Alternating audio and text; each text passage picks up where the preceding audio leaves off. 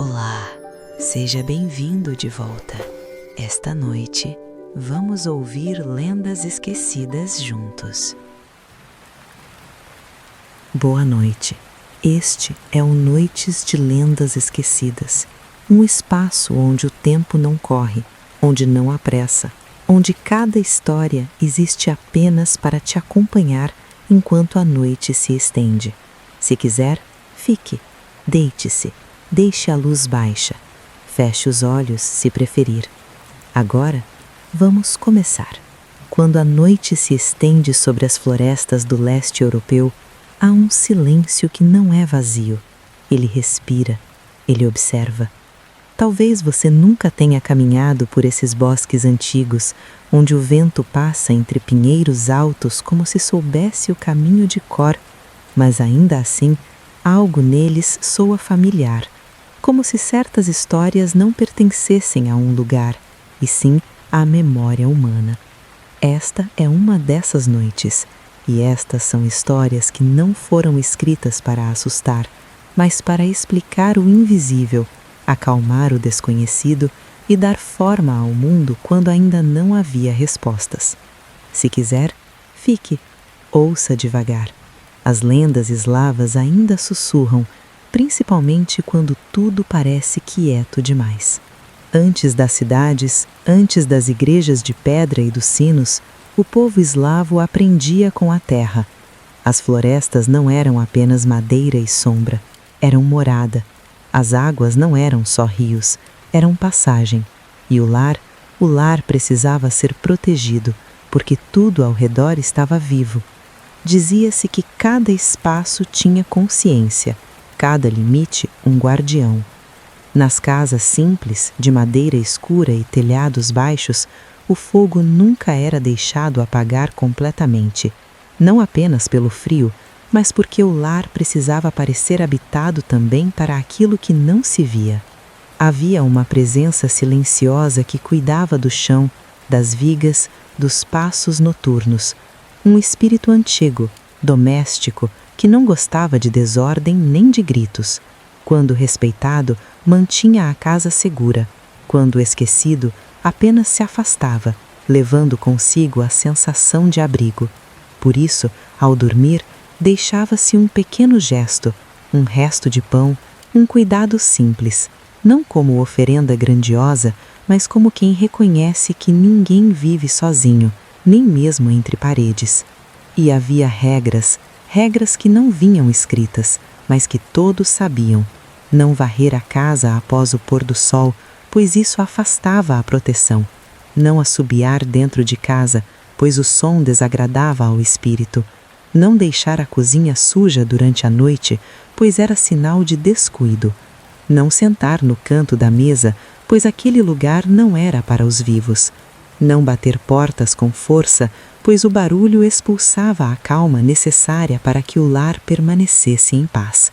Essas regras não eram superstição vazia, eram o reconhecimento de que o lar é mais do que paredes, é pacto, é continuidade, é o espaço onde o visível e o invisível compartilham o mesmo teto.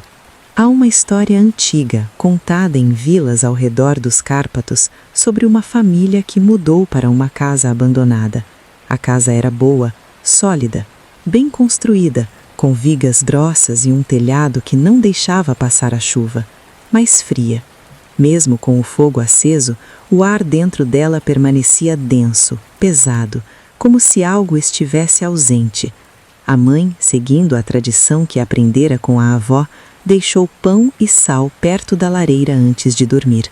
Sussurrou baixinho, pedindo licença, pedindo abrigo, pedindo que a casa os aceitasse. Na manhã seguinte, o pão havia sumido. Não havia ratos, não havia sinais de animais. Apenas o pão não estava mais lá. E a casa, pela primeira vez, parecia quente. Ninguém comentou nada, ninguém precisou. A partir dali, a família deixou algo todas as noites, e a casa, em troca, os manteve seguros. Os anos passaram, a família prosperou, os filhos cresceram naquela casa, aprenderam a andar, a falar, a trabalhar, e embora nunca tenham visto nada, Todos sentiam, havia algo ali, algo que os observava com cuidado, algo que nas noites mais frias parecia ajustar as cobertas, algo que quando uma criança chorava, acalmava o ar ao redor. Não era assustador, era confortante. Anos depois, quando a mãe morreu, os filhos se perguntaram se deveriam continuar a tradição. Um deles achou bobagem, outro teve medo de parecer infantil. Então simplesmente pararam. Nada aconteceu de imediato. Não houve trovões, não houve portas batendo, mas aos poucos a casa começou a parecer diferente, mais fria, mais vazia, como se algo tivesse partido sem aviso. As crianças começaram a ter pesadelos, objetos caíam sem razão, o fogo custava a pegar mesmo com lenha seca. A sensação de abrigo simplesmente desapareceu, e foi aí que entenderam. Não era o espírito que precisava da oferenda, era a casa que precisava ser lembrada, precisava ser vista como viva. Porque uma casa esquecida é só madeira. Voltaram a deixar o pão, voltaram a sussurrar palavras de respeito, e lentamente a casa voltou a ser o que era. Não de uma hora para outra, mas aos poucos, como quem retorna de uma longa ausência. Essa história foi contada por gerações, não para assustar, mas para lembrar. O lar é construído tanto pelo que se vê, quanto pelo que se reconhece. E que talvez cuidar de uma casa seja também cuidar do invisível que a habita. Fora das casas, onde a luz das janelas não alcançava mais, começava a floresta. E a floresta era outro mundo. As florestas eslavas não eram lugares de conquista, eram lugares de negociação.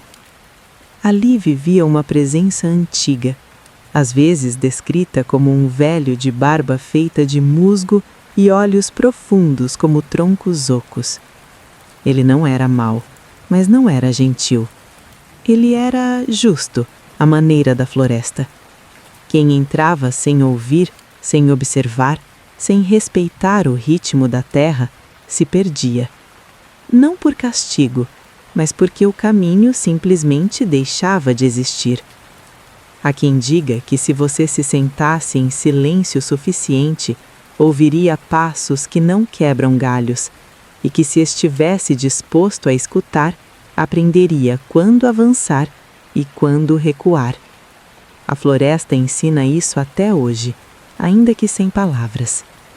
Há uma lenda sobre um caçador que entrou na floresta ao amanhecer, seguindo rastros de um cervo.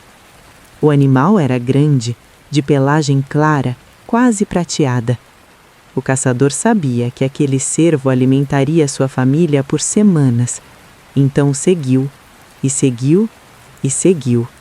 Mas o cervo nunca se cansava, e o caçador, sem perceber, adentrou partes da floresta que nunca havia visto.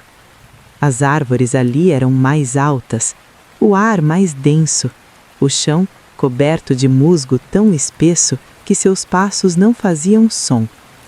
Foi quando percebeu. Não ouvia mais nada, nem pássaros, nem vento, nem o próprio coração. Parou, olhou ao redor e viu, entre as árvores, a figura de um homem velho sentado em um tronco caído. Ele não se movia, apenas observava, com olhos que pareciam ter visto séculos. O caçador quis falar, mas não saiu som. Quis correr, mas suas pernas não obedeceram. Então fez a única coisa que lhe pareceu certa. Inclinou a cabeça. Um gesto de respeito, um gesto de reconhecimento. O velho não disse nada, apenas apontou para a esquerda, com um movimento lento, deliberado. O caçador seguiu a direção, e de repente, a trilha de volta estava clara. Ele saiu da floresta antes do anoitecer. Nunca mais viu o cervo prateado, nunca mais entrou tão fundo, mas sempre que passava perto daquela área, deixava algo pequeno, um punhado de grãos, uma fruta, não como pagamento, mas como lembrança de que aquilo não era seu território, e a floresta, em troca, o deixava passar. Essa história foi contada por gerações, não como aviso, mas como ensinamento, porque a floresta não pune por malícia, ela apenas reflete. Se você entra sem respeito, ela te devolve perdido. Se você entra com atenção, ela te mostra o caminho. E há algo nessa lógica que faz sentido, mesmo hoje, mesmo longe das florestas antigas, porque o respeito pelo que não entendemos talvez seja a sabedoria mais antiga de todas. Mas nem todos aprenderam essa lição a tempo. Há outra história, menos contada, sobre um grupo de jovens que entrou na floresta em busca de aventura. Não eram caçadores, não tinham necessidade, apenas queriam provar coragem, queriam ver até onde conseguiam ir. Entraram rindo, gritando, quebrando galhos como se fossem donos do lugar. E a floresta? A floresta ficou em silêncio. Horas depois, perceberam que estavam perdidos.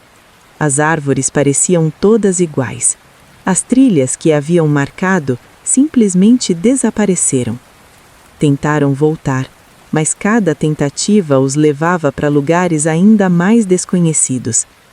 O sol começou a se pôr e com a escuridão veio o medo. Um deles sugeriu acender uma fogueira. Outro disse que deveriam gritar por ajuda. Mas o mais velho do grupo, aquele que havia crescido ouvindo as histórias, pediu silêncio. Sentou-se no chão, respirou fundo e, em voz baixa, pediu desculpas. Não para alguém específico, apenas pediu desculpas. Reconheceu que haviam entrado sem respeito, que trataram a floresta como se fosse deles. Os outros acharam ridículo, riram, mas o medo era maior que o orgulho, então ficaram quietos. E foi aí que ouviram um som baixo, como vento entre folhas, mas não havia vento. E lentamente, uma trilha começou a aparecer à frente deles. Não estava lá antes, mas agora estava clara. Seguiram em silêncio. E antes da meia-noite, saíram da floresta. Nenhum deles voltou. Nenhum deles riu de novo daquilo, porque entenderam. A floresta não precisa ser cruel, mas ela exige algo simples, algo que talvez tenhamos esquecido de oferecer ao mundo: atenção. E então, onde a floresta encontrava água, havia outro tipo de silêncio. Os rios profundos sempre carregaram outra espécie de reverência. À noite, sua superfície escura parecia um espelho que não devolvia exatamente o mesmo reflexo.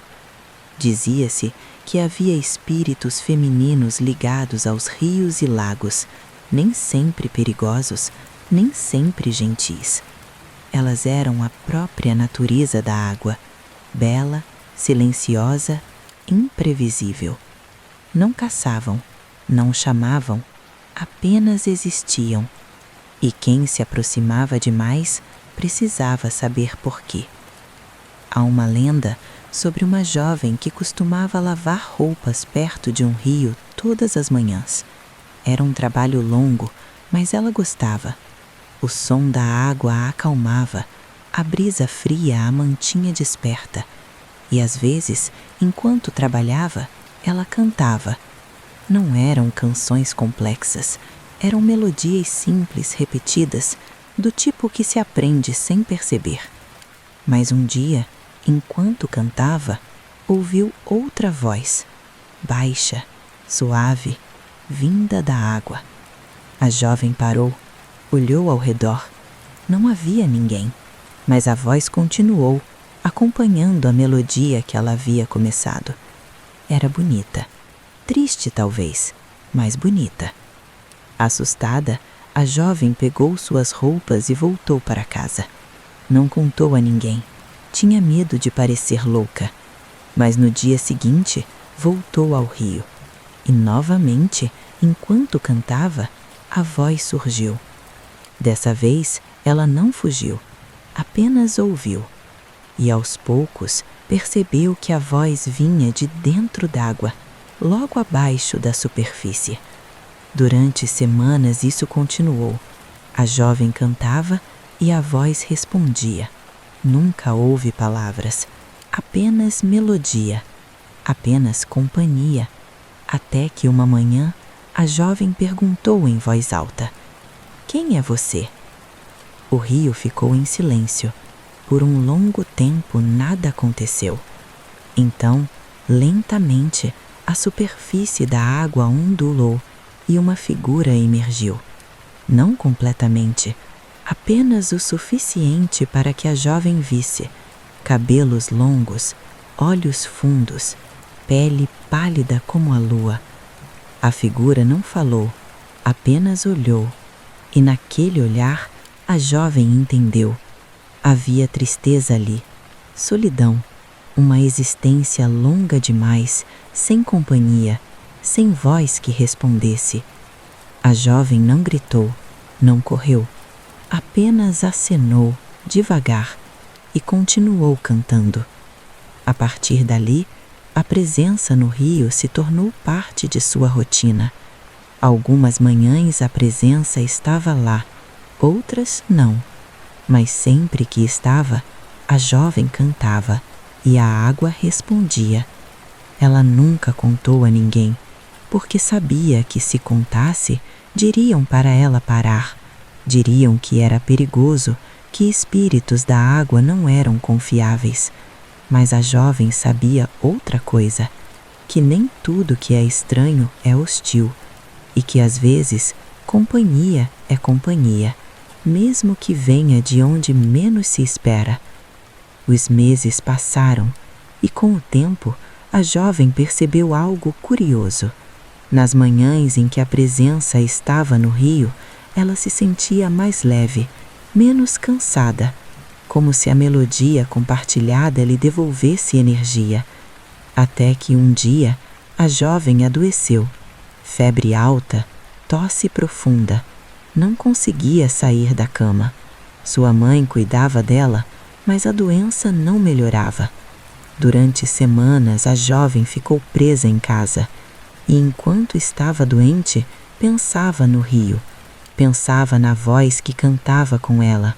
Pensava se a presença ainda estaria lá, esperando. Quando finalmente melhorou, voltou ao rio. Estava mais fraca, mais pálida, mas foi. Sentou-se na margem, lavou algumas roupas e começou a cantar. Sua voz saiu trêmula, baixa, mas ela cantou mesmo assim. E a voz da água não veio. A jovem esperou, cantou de novo. Nada. Foi quando percebeu que a superfície do rio estava estranhamente calma, sem ondulações, sem movimento, como se estivesse esperando. Então, sem pensar muito, a jovem tocou a água com a mão e sentiu algo.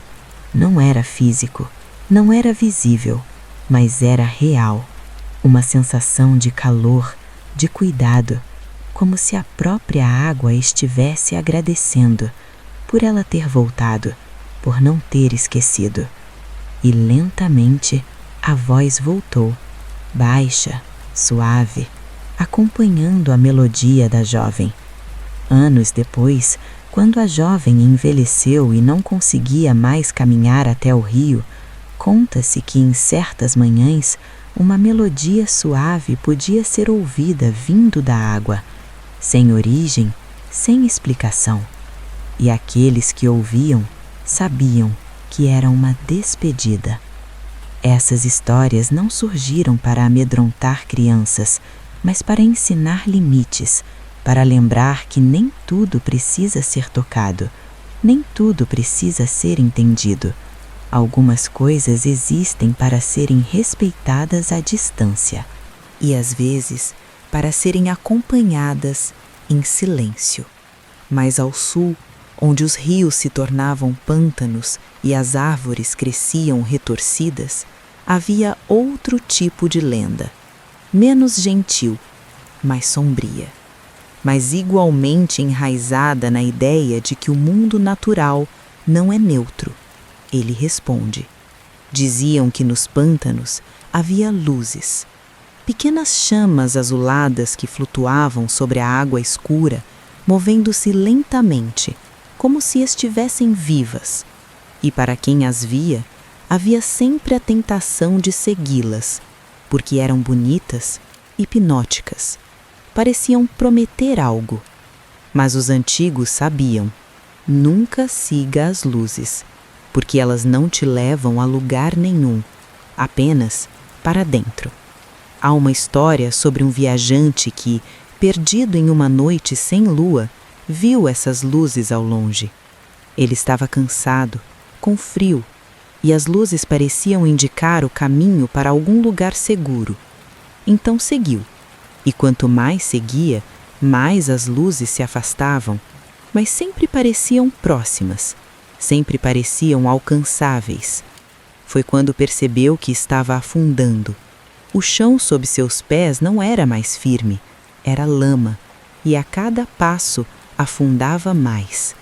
Tentou voltar, mas as luzes agora estavam ao redor dele, cercando-o, e pela primeira vez teve medo. Parou, respirou fundo e fez algo que ninguém esperava. Apagou sua própria lanterna. Ficou no escuro, completamente. E no escuro, as luzes perderam o poder, porque sem contraste, elas eram apenas luzes, nada mais. E lentamente, usando apenas o tato, o viajante encontrou o sono firme. Saiu do pântano antes do amanhecer. Nunca mais voltou. Nunca mais olhou para trás. Essa história também foi contada por gerações, não como curiosidade, mas como aviso, porque o mundo está cheio de coisas que brilham, e nem tudo que brilha merece ser seguido. Às vezes, a melhor escolha é apagar a própria luz e confiar no que não se vê. E então havia o inverno.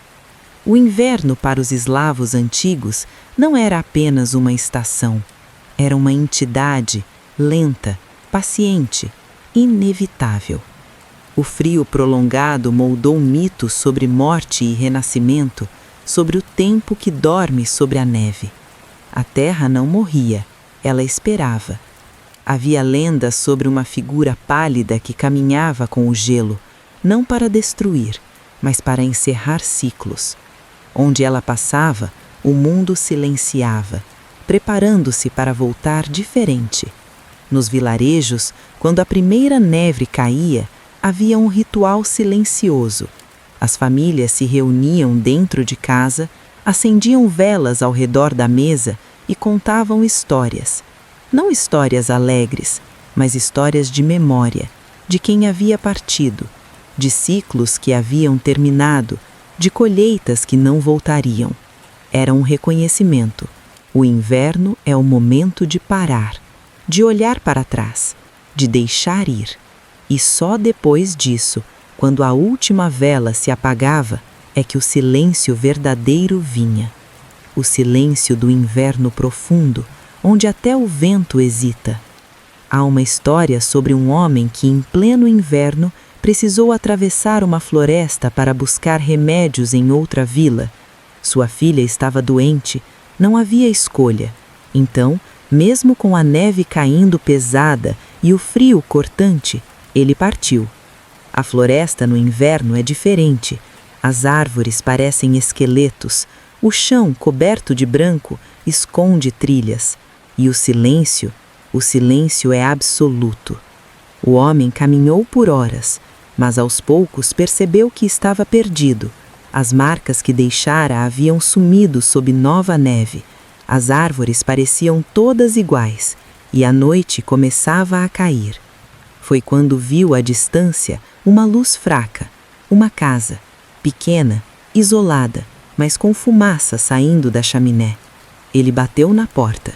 Ninguém respondeu. Bateu de novo. Nada. Mas a porta estava destrancada. Então entrou. Dentro havia uma lareira acesa, uma mesa simples, uma cadeira. Nenhum sinal de morador, mas tudo estava limpo, organizado, como se alguém tivesse saído há pouco. O homem se aqueceu, comeu um pedaço de pão que encontrou sobre a mesa e, exausto, adormeceu perto do fogo. Quando acordou, ainda era noite, mas algo havia mudado. Havia alguém sentado na cadeira, uma figura envolta num manto branco, tão imóvel que parecia parte da mobília. O homem congelou, não de medo, mas de reconhecimento. Ele não sabia explicar, mas sabia quem estava ali, ou o quê. A figura não falou, apenas estendeu a mão, apontando para a porta, e ao olhar, viu. A neve havia parado. O caminho estava claro. A lua iluminava a trilha perfeitamente. Ele se levantou devagar, fez uma reverência silenciosa e saiu. Quando olhou para trás, a casa havia desaparecido. Não havia ruínas, não havia marcas, apenas neve intocada. Ele chegou à vila antes do amanhecer. Conseguiu o remédio. Sua filha se recuperou, mas nunca esqueceu. O inverno não veio para matá-lo, veio para testá-lo. E, porque ele havia respeitado o silêncio, porque havia entrado na casa com humildade, o inverno o deixou partir. Talvez por isso essas histórias nunca terminem com vitória ou derrota. Elas terminam com continuidade, porque o mundo não acaba, ele muda de forma. E há em todas essas lendas um fio comum. Não é o medo, não é a magia, é a relação. A ideia de que viver é estar em constante conversa com o que nos cerca, que respeito não é submissão, mas atenção, que silêncio não é vazio, mas escuta. Essas histórias foram contadas ao redor do fogo, geração após geração, não porque eram verdadeiras no sentido literal, mas porque carregavam algo verdadeiro sobre o mundo, sobre como habitá-lo, sobre como conviver com o desconhecido sem precisar destruí-lo. E talvez, no fundo, seja isso que perdemos. Não a crença em espíritos, mas a crença de que o mundo merece ser tratado como se estivesse vivo, porque, de certa forma, está. Há um antigo ditado eslavo, repetido em variações ao longo dos séculos, que diz: a casa lembra, a floresta observa, a água guarda. Nada mais era explicado, nada precisava ser. Quem crescia ouvindo isso entendia que viver era estar em relação constante com o invisível, não em guerra, não em submissão, mas em convivência. E talvez isso explique por que, mesmo em pleno século XXI, mesmo em cidades de concreto e luzes artificiais, essas histórias ainda ressoam. Porque, no fundo, todos sabemos. Há mais coisas ao nosso redor do que aquilo que vemos. Não precisa ser espírito, não precisa ser magia. Pode ser apenas a memória de que o mundo é mais velho do que nossas explicações. E que, às vezes, a melhor resposta não é entender, é respeitar. Essas lendas não pedem crença, pedem apenas que você se lembre. Você não está sozinho, nem no lar, nem na floresta, nem na água. E talvez saber disso seja o suficiente.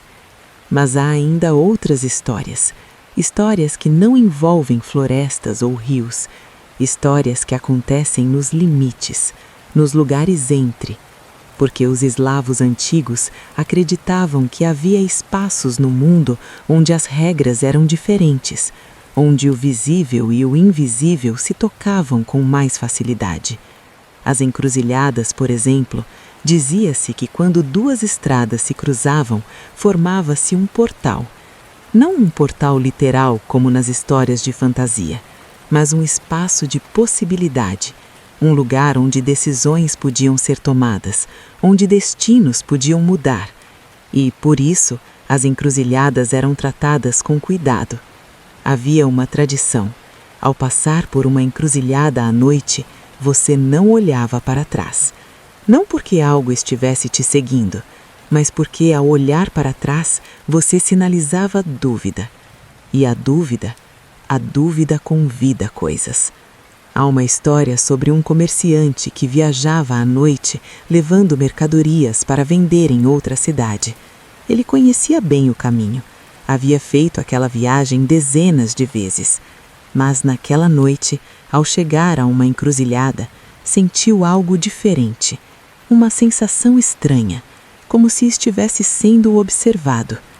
Tentou ignorar, seguiu em frente, mas a sensação persistia. E sem pensar, olhou para trás. Não havia nada, apenas a estrada vazia iluminada pela lua. Mas quando virou novamente para frente, percebeu que algo havia mudado. A estrada não parecia mais a mesma. As árvores estavam em posições diferentes. O caminho parecia mais estreito. Parou, respirou fundo e percebeu. Havia se perdido. Não sabia como, mas estava em um lugar que não reconhecia. Tentou voltar, mas a encruzilhada não estava mais lá. Passou a noite inteira andando, tentando encontrar algum ponto de referência, mas tudo parecia estranho, distorcido, como se estivesse em uma versão levemente errada do mundo. Só quando o sol nasceu e ele finalmente parou de tentar, é que a estrada voltou ao normal e, de repente, estava exatamente onde deveria estar, como se nada tivesse acontecido. Ele chegou à cidade, vendeu suas mercadorias, mas nunca mais viajou à noite e nunca mais olhou para trás em uma encruzilhada. Essa história foi contada como aviso, não porque as encruzilhadas sejam más, mas porque são instáveis, e que em lugares de instabilidade a melhor escolha é seguir em frente, sem hesitação, sem dúvida, porque a dúvida abre portas. E há também as histórias sobre os espelhos. Nos tempos antigos, espelhos eram raros, caros, e por isso carregavam um peso simbólico. Dizia-se que um espelho não apenas refletia a imagem, mas capturava algo dela, uma impressão, uma sombra. Por isso havia cuidados. Não se cobria os espelhos à noite, não por medo de fantasmas, mas porque o reflexo no escuro podia mostrar coisas que não deveriam ser vistas. Não se quebrava um espelho, não por superstição de azar, mas porque, ao quebrar, você fragmentava algo que havia sido capturado. E, acima de tudo, não se olhava para um espelho à meia-noite.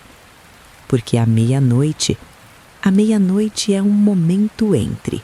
Não é ontem, não é amanhã. É o instante exato onde o tempo hesita. E nesse instante, o espelho pode mostrar algo além do reflexo. Há uma lenda sobre uma jovem que, por curiosidade, decidiu testar essa crença. Esperou até a meia-noite, acendeu uma vela e olhou para o espelho. No início, viu apenas a si mesma, nada mais, nada diferente. Mas aos poucos percebeu algo estranho. Seu reflexo não estava se movendo exatamente como ela. Havia um atraso, pequeno, quase imperceptível, mas estava lá. Assustada, tentou se afastar, mas o reflexo continuou olhando para ela e lentamente sorriu. A jovem apagou a vela, cobriu o espelho e nunca mais olhou para ele à noite. Mas a partir daquele dia, sentia que algo havia mudado. Não conseguia explicar, mas às vezes, quando passava por um espelho durante o dia, tinha a sensação de que seu reflexo demorava um segundo a mais para se mover, como se estivesse observando antes de imitar. Essa história nunca teve final, porque, dizem, ainda está acontecendo, em algum lugar, com alguém que decidiu olhar quando não deveria. E talvez isso seja o mais perturbador nas lendas eslavas. Não é o que acontece, é o que fica, o que persiste. Porque essas histórias não terminam com monstros derrotados ou maldições quebradas, elas terminam com mudanças sutis, com sensações que não vão embora, com a consciência de que, uma vez que você vê, não pode mais desviar o olhar. Mas nem todas as lendas eram sombrias. Havia também histórias de proteção, de cuidado, de presença gentil, como a lenda da avó invisível. Dizia-se que em algumas casas, principalmente aquelas que haviam sido habitadas por muitas gerações, havia uma presença feminina, não assustadora, não invasiva, apenas presente. Ela cuidava das crianças quando todos dormiam, ajustava cobertores, afastava pesadelos, acalmava choros noturnos. Não era a mãe, não era a avó viva, era algo mais antigo, uma memória acumulada de todas as mulheres que haviam cuidado daquela casa, uma espécie de consciência coletiva que permanecia mesmo depois da morte. E as crianças sentiam, mesmo sem ver, mesmo sem entender, sentiam que nas noites mais escuras não estavam sozinhas. Há uma história sobre um menino que todas as noites acordava assustado, pesadelos, medo do escuro, e todas as noites sentia uma mão leve pousar em sua testa. Não via ninguém, mas sentia, e com aquele toque o medo passava, o sono voltava. Isso durou anos, até que um dia o menino cresceu, casou, teve filhos, e quando sua própria filha começou a ter pesadelos, ele se lembrou. Então, em voz baixa, pediu. Não para alguém específico, apenas pediu. Pediu que cuidassem dela como haviam cuidado dele. E na manhã seguinte, a filha disse que havia dormido bem, que durante a noite sentiu como se alguém estivesse ao lado da cama, cuidando. O pai sorriu e não explicou nada, porque algumas coisas não precisam de explicação. Essas histórias de proteção eram passadas de mãe para filha, de avó para neta, não como ensinamento formal, mas como sussurro, como segredo compartilhado, porque o mundo para as mulheres eslavas antigas sempre foi duplo. Elas cuidavam do visível, da casa, da comida, das crianças, mas também cuidavam do invisível, das tradições, das oferendas, das palavras certas a serem ditas. E talvez por isso, muitas das lendas mais gentis envolvam figuras femininas, não como bruxas, não como vítimas, mas como guardiãs, como pontes entre o mundo que se vê e o mundo que se sente. Havia também histórias sobre os celeiros. Pode parecer estranho, mas os celeiros, nas culturas eslavas, eram quase tão importantes quanto as casas, porque era lá que a colheita ficava guardada, e a colheita era vida. Dizia-se que cada celeiro tinha um protetor, uma presença pequena, silenciosa, que cuidava dos grãos, que mantinha os ratos afastados, que preservava a comida durante o inverno. Mas, como todas as presenças, essa também exigia respeito. Não se entrava no celeiro gritando, não se desperdiçava grãos, não se deixava bagunça e, principalmente, não se esquecia de deixar uma pequena oferenda após a colheita, porque o protetor do celeiro era generoso com quem era grato, mas indiferente com quem era descuidado. Há uma história sobre um fazendeiro que, após uma colheita abundante, decidiu que não precisava mais das bobagens antigas, que não precisava deixar oferendas, que aquilo era perda de tempo. Então, parou. No ano seguinte, a colheita foi boa novamente, Ele sentiu-se justificado, afinal nada de ruim havia acontecido.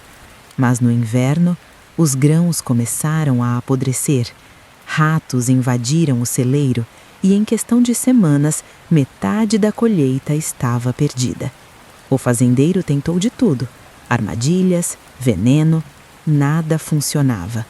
Foi quando sua esposa, sem que ele soubesse, voltou à tradição. Deixou pão e sal no celeiro, sussurrou palavras de desculpa. E na manhã seguinte, os ratos haviam sumido. Os grãos pararam de apodrecer. O fazendeiro nunca soube, mas a esposa continuou a tradição em segredo. Porque entendia. Não é sobre magia, é sobre cuidado. É sobre reconhecer que nada é garantido e que talvez um pouco de gratitude nunca fez mal a ninguém. E então havia as estradas.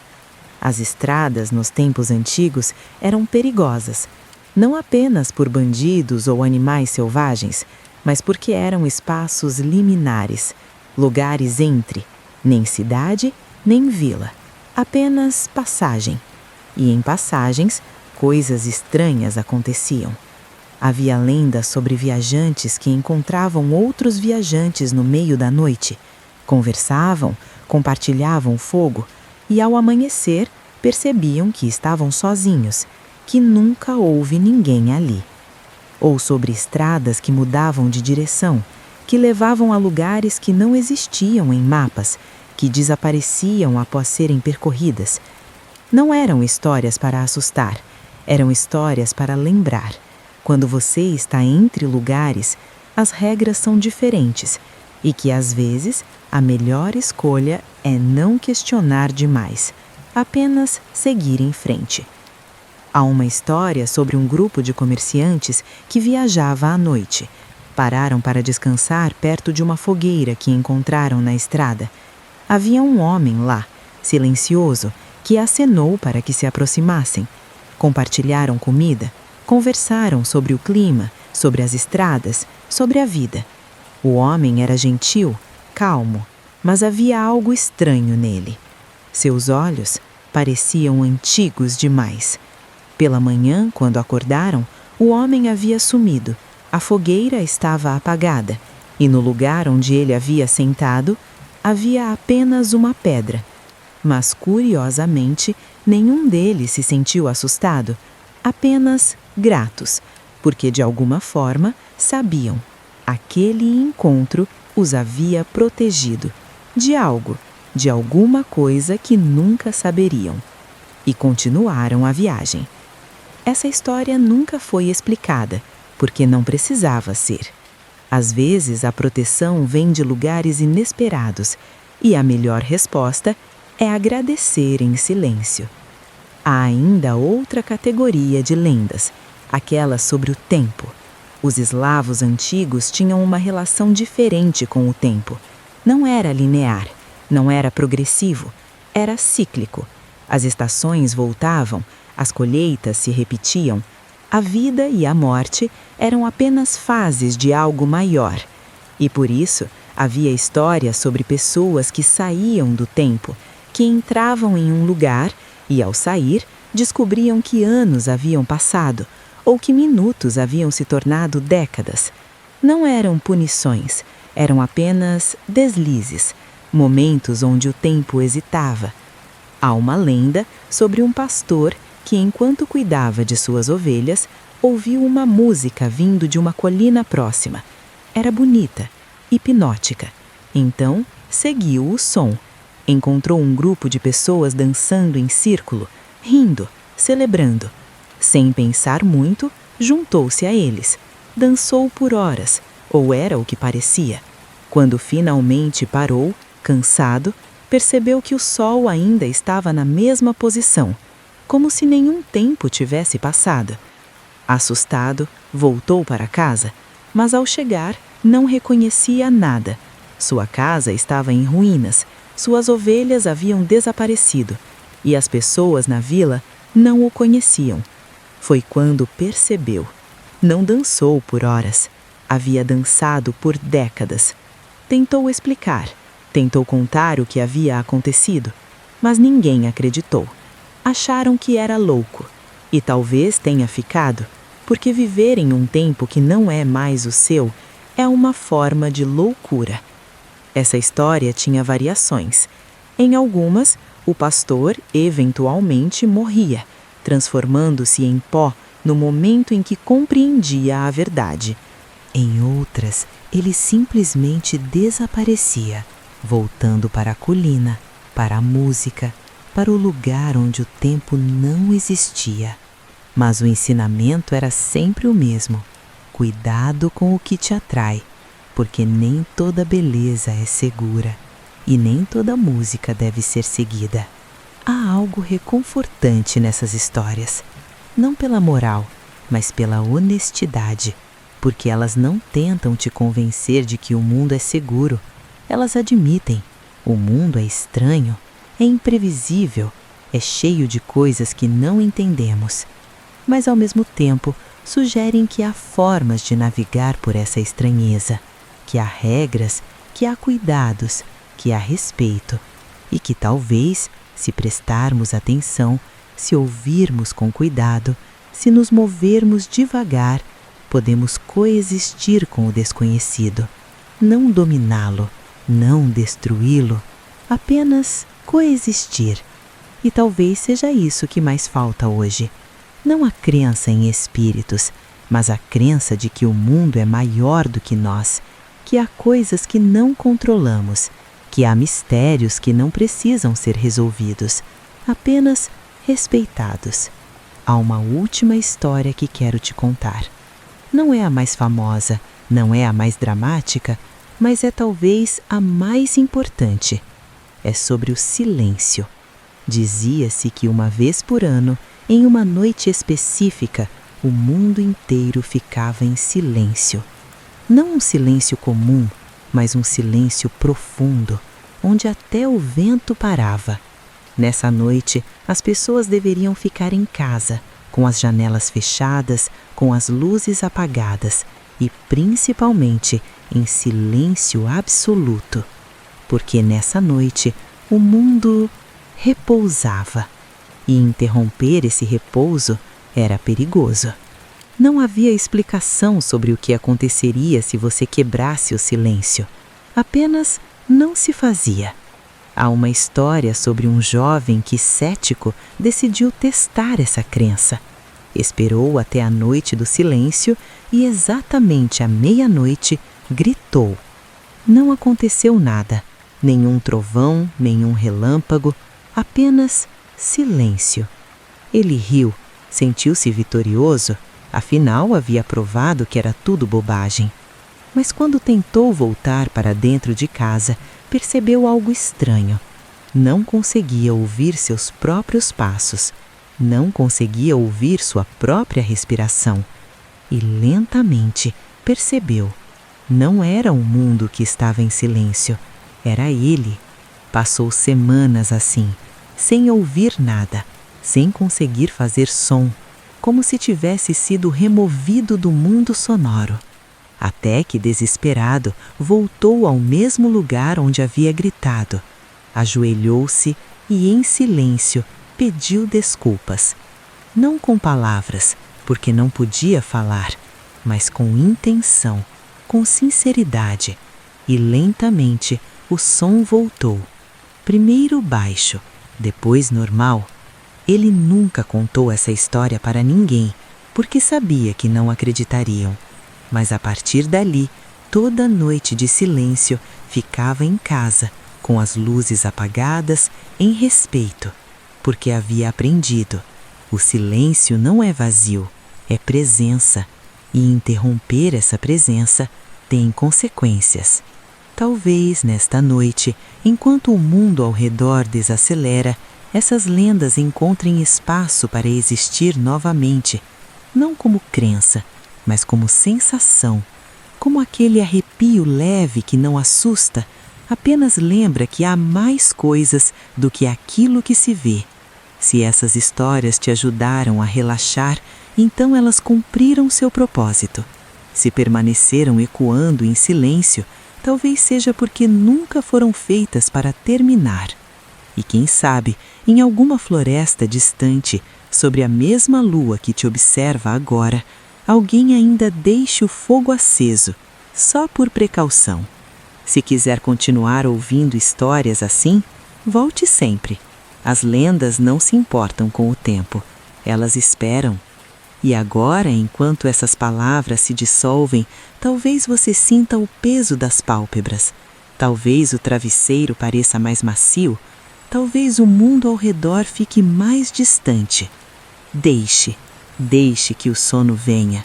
Deixe que essas histórias se misturem aos seus sonhos. Porque no final, todas as lendas são sobre a mesma coisa. Sobre viver em um mundo que não entendemos completamente. E sobre encontrar formas de habitar esse mundo com respeito, com cuidado, com atenção. Não é sobre ter medo, é sobre ter consciência. E talvez sobre lembrar que mesmo em um mundo moderno, com tecnologia e ciência, ainda há espaço para o mistério, para o inexplicável, para aquilo que não cabe em palavras.